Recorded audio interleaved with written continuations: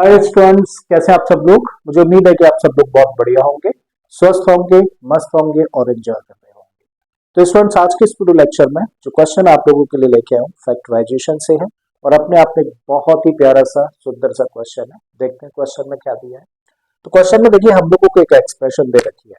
बोला गया है कि एक्स की power 4 plus x square plus 1 को फैक्टराइज करिए। ठीक है, तो बड़ी छोटी सी एक्सप्रेशन है और इसको अब हम लोगों को फैक्टराइज करने के लिए बोला है। ठीक है, तो जब हम लोग बड़े इस एक्सप्रेशन को देखें तो हम लोग देख पा रहे हैं कि अगर हम लोग इस एक्सप्रेशन में एक्स स्क्वायर की जगह पर कोई भी एक नया वेरिएबल इंट्रोड्यूस करते हैं तो इसको हम लोग रिड्यूस कर सकते हैं या इसको हम लोग लिख सकते हैं। देखो, A X square plus B X plus C जैसी फॉर्म में। और उसके बाद हम लोग सोच रहे होंगे कि इसके मिडिल टर्म को स्प्लिट करके हम लोग इसको फैक्टराइज कर सकते हैं। ठीक है, तो चलिए हम लोग ऐसा कर भी देंगे।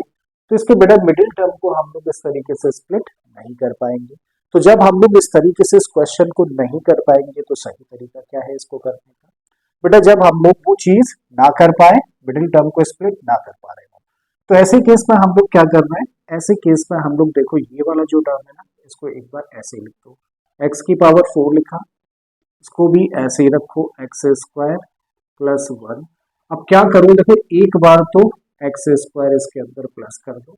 और हम लोग किसी भी एक्सप्रेशन में ऐसी कोई चीज प्लस नहीं कर सकते हैं, अगर प्लस किया है तो ओरिजिनल वैल्यू चेंज ना हो।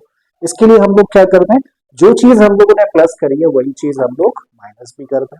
तो भाई एक्स स्क्वायर को प्लस किया है तो एक्स स्क्वायर को साथ में माइनस भी कर दो। आई थिंक यहाँ तक कोई डाउट नहीं। ठीक है, अगेन बेटा इसको लिखे हैं हम लोग एक्स की पावर 4 प्लस, देखो यहाँ पे एक्स स्क्वायर और एक्स स्क्वायर इन दोनों को हम लोग प्लस करते हैं तो इसको लिख सकते हैं 2x स्क्वायर। इस टर्म को फिर लिख दें प्लस का 1 और माइनस का एक्स स्क्वायर। करेक्ट है, आई थिंक यहाँ तक कोई डाउट नहीं। सिर्फ हम लोगों ने एक्स स्क्वायर और इस एक्स स्क्वायर को क्लब कर दिया है, जोड़ दिया है। राइट, अगेन हम लोग बेटा इसको हम लोग चाहें तो लिख सकते हैं एक्स स्क्वायर का होल स्क्वायर प्लस 2 इंटू, इसको लिखा जा सकता है एक्स स्क्वायर और इंटू में 1 कर दें। और इसको अगर हम लोग 1 का स्क्वायर लिख दें तो कोई फर्क नहीं पड़ने वाला। जो एक्चुअल में हम लोगों के सामने वैल्यूज हैं अभी भी वही वैल्यूज प्रोड्यूस होंगी। राइट, और इस टर्म को हम लोग लास्ट में इस तरीके से लिख दें।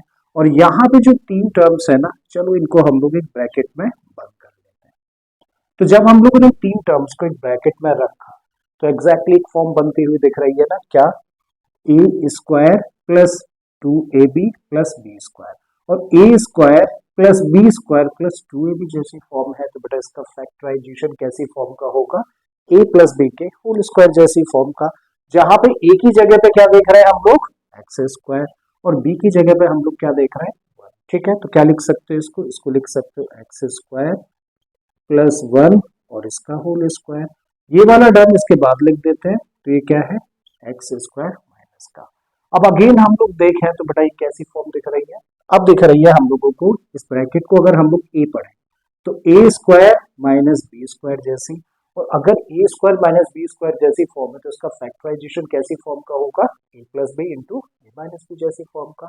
ठीक है, तो रखिए भाई उसके प्लेस पर ए की जगह पे हम लोग रखेंगे एक्स स्क्वायर प्लस 1 प्लस, चलो एक बार ब्रैकेट में रख लेते हैं।